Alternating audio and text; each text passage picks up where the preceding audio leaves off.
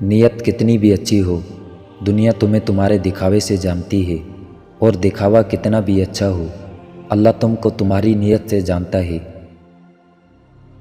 ہمیں سب سے زیادہ تکلیف اس وقت ہوتی ہے جب اللہ ہمیں کسی کا اصلی رنگ دکھاتا ہے اور ہم بار بار حقیقت کو ماننے سے انکار کرتے ہیں۔ مقدر اتنی بار بدلتا ہے جتنی بار بندہ اللہ تعالیٰ سے رجوع کرتا ہے۔ قبولیت کا پہلا قدم کامل یقین ہے۔ اپنے ارادوں میں مخلص رہو، تم اللہ پاک کی مدد کو اپنے ساتھ پاؤ گے۔ اللہ تعالیٰ نے جو کچھ تیرا حصہ مقرر کر دیا ہے، اگر تو اس پر راضی رہے گا تو گویا تو ہی سب سے زیادہ مالدار شخص ہوگا۔ زندگی کسی کی بھی آسان نہیں ہوتی، زندگی کو آسان بنایا جاتا ہے پیار سے، خلوص سے، اپنائیت سے، اور سب سے بڑھ کر برداشت سے۔ جب انسان اپنے رب پر اس قدر بھروسہ کر لیتا ہے کہ اس کے علاوہ کوئی بھی اس کی ضرورت پوری کرنے والا نہیں، تو اللہ تعالیٰ بھی اپنے بندے کو مایوس نہیں لوٹاتا۔ جب اللہ کسی بندے سے خوش ہوتا ہے تو اس کے لیے نیکی کرنا آسان اور گناہ کرنا مشکل بنا دیتا ہے۔ دعا دستک کی طرح ہوتی ہے اور مسلسل دستک دینے سے دروازہ کھل ہی جاتا ہے۔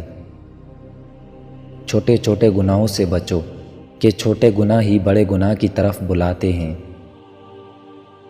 جس دن تمہیں قرآن سمجھ میں آ گیا، اس دن تمہارا نہ کوئی مسلک ہوگا، نہ کوئی فرقہ۔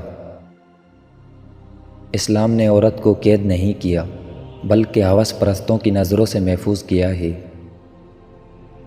لوگوں سے ڈرنا چھوڑ دو کہ عزت اللہ دیتا ہے، لوگ نہیں۔ اللہ جب کسی کی مدد کرنا چاہتا ہے تو لامعلوم سے ایسے سبب بنا دیتا ہے کہ نہ ہونا بھی ہو جاتا ہے۔ محبت جب اللہ سے ہو جاتی ہے تو ملاقات کی تڑپ فجر سے شروع ہوتی ہے اور تہجد پر ختم ہوتی ہے۔ سچی توبہ کرنے والے کا ایک آنسو دوزخ کی آگ بجھانے کی طاقت رکھتا ہے۔ وہ روح کبھی نہیں مرجھاتی جس کی پیاس قرآن پاک کی تلاوت سے بجھتی ہو۔ اللہ سے اللہ کے وہی بندے ڈرتے ہیں جو اس کی عظمت کا علم رکھتے ہیں۔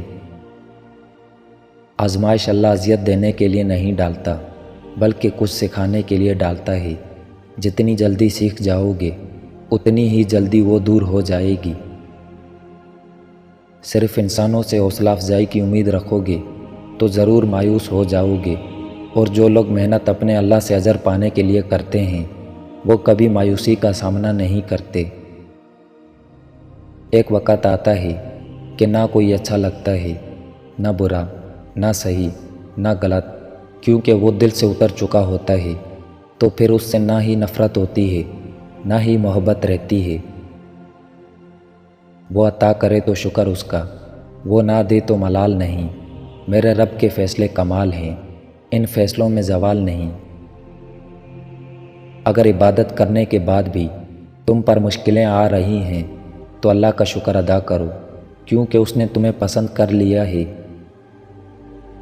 تمام تعریفیں اس ذات کے لیے ہیں کہ وہ جسے توڑے اسے کوئی جوڑ نہیں سکتا، اور جسے وہ جوڑے اسے سارے توڑنے والے مل کر بھی توڑ نہیں سکتے۔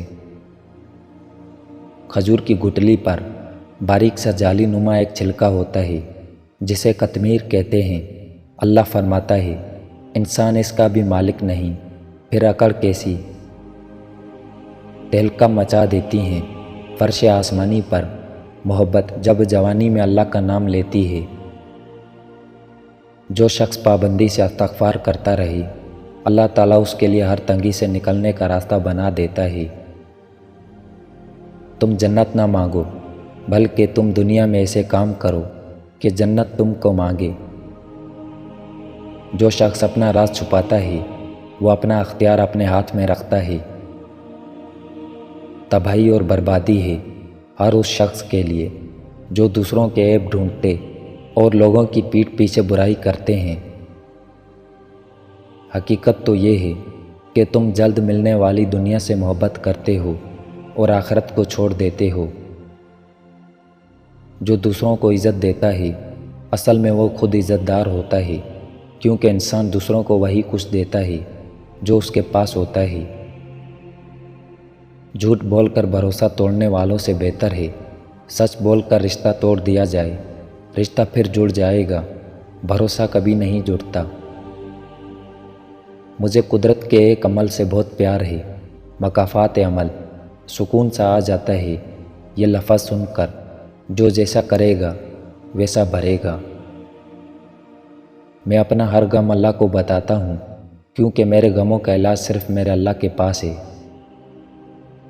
قرآن پاک کی خوبصورتی یہ ہے کہ آپ اس کے پیغام کو بدل نہیں سکتے، ہاں مگر وہ آپ کو بدل سکتا ہے۔ کائنات میں کوئی اتنی شدت سے کسی کا انتظار نہیں کرتا جتنا اللہ اپنے بندوں کی توبہ کا کرتا ہے۔ جب وضو کرنا مشکل لگ رہا ہو تو یہ سوچا کریں، گناہ دھونے جا رہا ہوں۔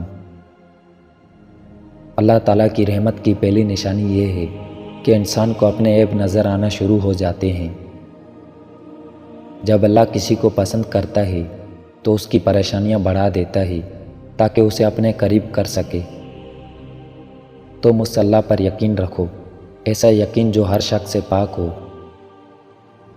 رب سے جب بھی مانگو رب کو ہی مانگو، رب تمہارا ہوگا تو سب تمہارا ہوگا۔